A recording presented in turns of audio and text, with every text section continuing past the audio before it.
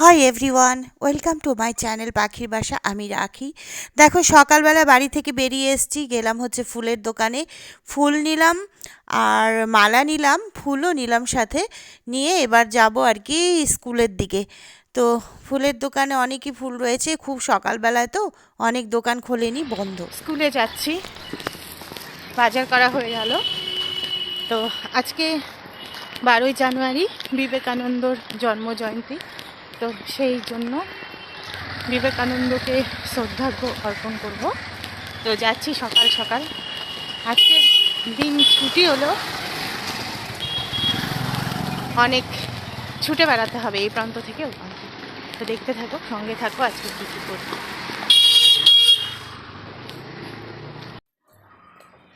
তো চলে আসলাম স্কুলে সাত সকালে। এদিকে মাঠে দেখো, পাশের মাঠে ছেলেরা খেলছে, বল খেলছে সকাল সকাল। এই দেখো, দেখাচ্ছি একটু, কেউ বল খেলছে, কেউ ক্রিকেট খেলছে, বেশ সুন্দর। তো যাই, এখন স্কুলে ঢুকে ব্যবস্থা করি আর কি। বেশি জন আসবে না, আমরা কয়েকজন মাত্র আসবো। তো ঢুকে যাচ্ছি।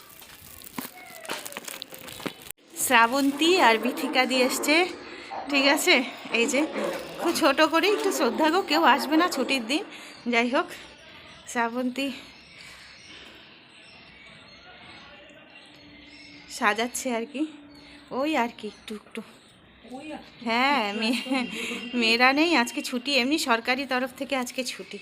তো আমরা নিজেরাই যে কজন আসি আর কি, সেই কজন একটু মহান পুরুষের উদ্দেশ্যে, তাই না, এইটুক।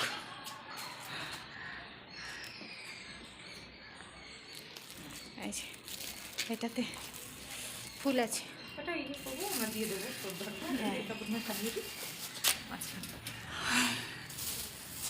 আমি 10 টাকার ফুল নিয়ে আসলাম, বললে কি 10 টাকার ফুল দাও, দিয়ে দিল।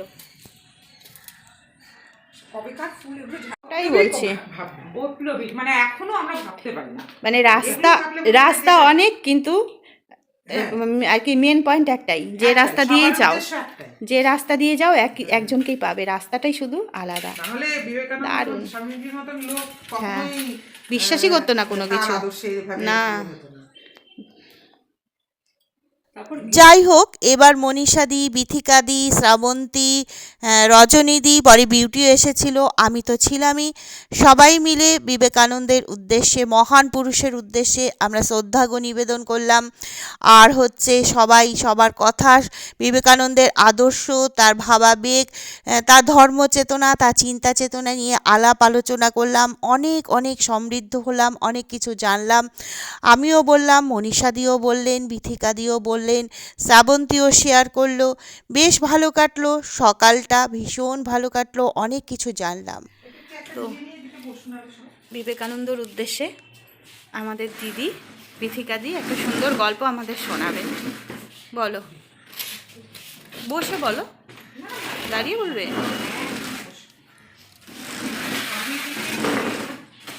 স্বামীজিকে নিয়ে তাকে নিয়ে গবেষণা যেমন শেষ হয়নি, আজ অব্দি গবেষণা চলেই যাচ্ছে, চলছে গবেষণা। তার কর্মকাণ্ডের এই যে পেছনে যে এই যে মহান শক্তি, এই শক্তি তিনি কোথা থেকে পেলেন, সেটা উদ্ধারেরও বিভিন্ন রকমের। তো অনেক গল্প করলেন বিথিকাদি, অল্প একটু তুলে ধরলাম। এবার হচ্ছে বাড়ি ফেরবার পালা।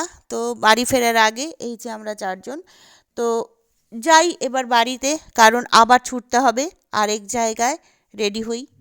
প্রচুর ঠান্ডা গো, ভালো লাগছে না।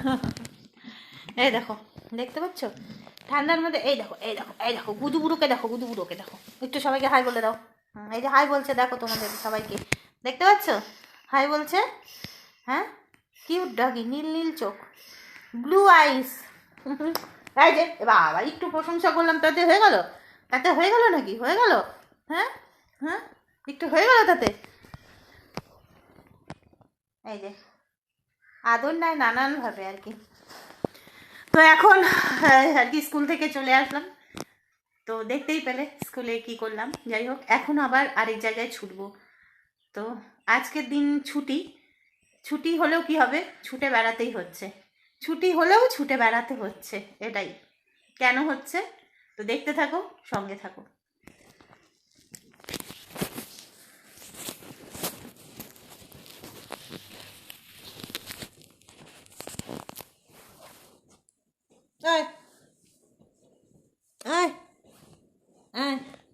এখানে আসো, এখানে আসো, এখানে আসো, এখানে আসো, এদিকে আসো।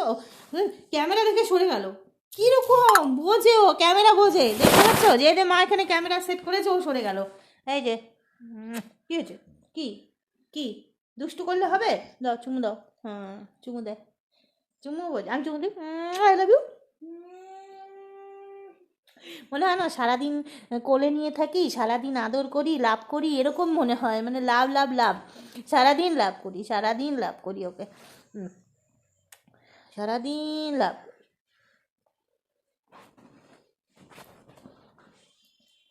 ব্যথা পেলি না?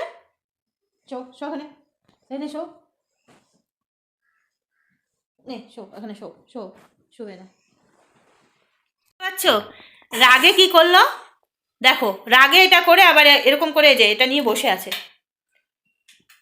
কাণ্ডটা দেখো, কাণ্ড। এই পিলোটা এইভাবে ছিঁড়ে এই যে এখানে মাথা নিচু করে যে বসে আছে, মানে কিচ্ছু বোঝে না। এই মুখের মধ্যে দেখো দেখো, ই রাম, এই যে এটা তুলো, হা করো তো, হা দেখো তো, হা দেখায় আবার। ই হ্যাঁ মুখ ভর্তি না, এর হ্যাঁ মুখ ভর্তি দেখো, কি কিরকম মদ হয়ে গেছে দেখছো, মুখ ভর্তি। ই রাম, কি অবস্থা, মানে অসভ্য যাকে বলে, বাদর হয়ে গেছে একদম। দেখো কিছু বোঝে না মনে হচ্ছে, দেখো দেখে, নাই নাই আর নাই, দেখ না, মারে না, মারে না, না গো মারে না। মাম্বো দিয়েছে, কে মাম্বো দিয়েছে? বাবা মাম্বো দিয়েছে। দুষ্টামি করলে তো মাম্বো দিবেই। হ্যাঁ চুপচাপ থাকো, না শুয়ে থাকো। তো রওনা দিয়ে দিলাম, এবার যাই দেখি।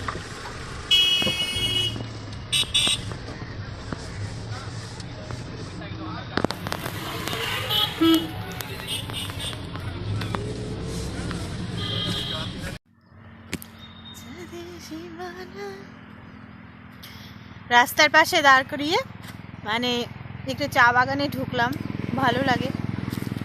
একটা ছোট কুকুরের বাচ্চা দেখতে পেলাম, সেজন্যই ঢুকলাম। দেখি ওমা অনেক ডগি এখানে, দেখো এই যে ডগিগুলো ঘুরে বেড়াচ্ছে, মানে বাবা মা, আর এদের বাচ্চাও রয়েছে ভেতরে।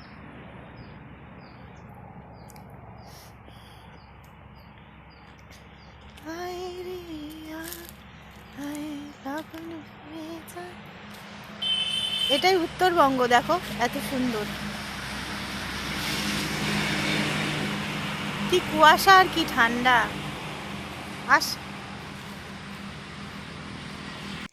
ফ্ল্যাটে চলে আসলাম, আর সামনের ভিউটা ফ্ল্যাটের এত সুন্দর না, কি বলবো, ভীষণ ভালো লাগে আমার। দেখো